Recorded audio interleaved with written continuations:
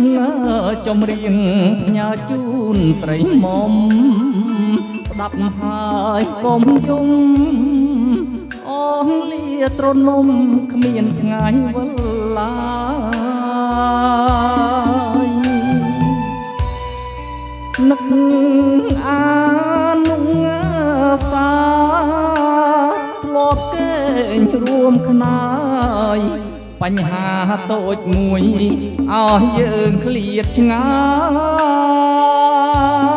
យបងផ្ញើកូនផងណាស្រស់ពិសេស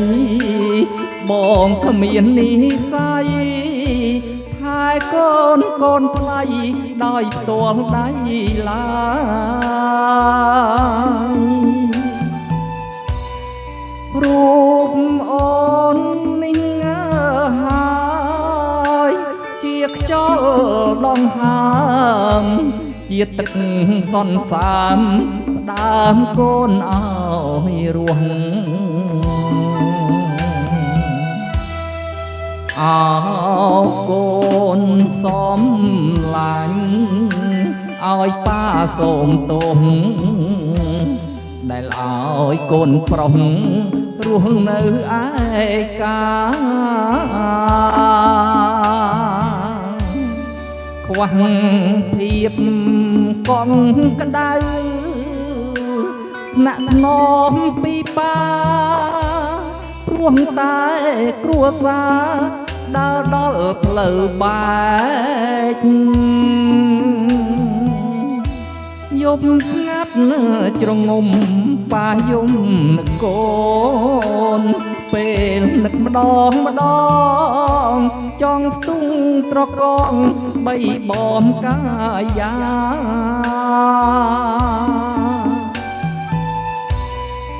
តែម្ដាយកូនថ្លៃគ្មានក្ដីមេត្តាចង់ផ្ដាច់វាសនាប៉ានឹងរូបកូន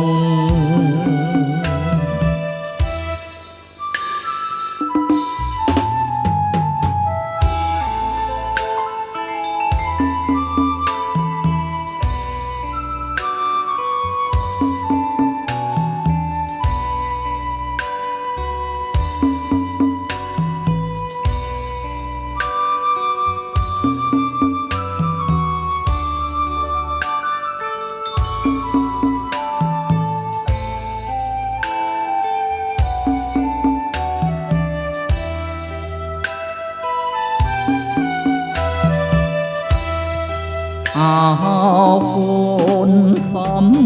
ឡាញ់ឲ្យប៉ាសូមទោសដែលឲ្យកូនប្រុសរស់នៅឯកា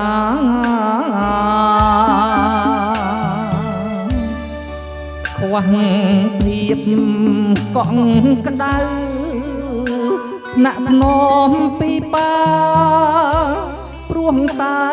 គ្រួសារដើរដល់ផ្លូវបែកយប់ស្ងាត់ជ្រងំប៉ាយំនឹកកូនពេលនឹកម្ដងចង់ស្ទុំត្រកងបីបំកាយា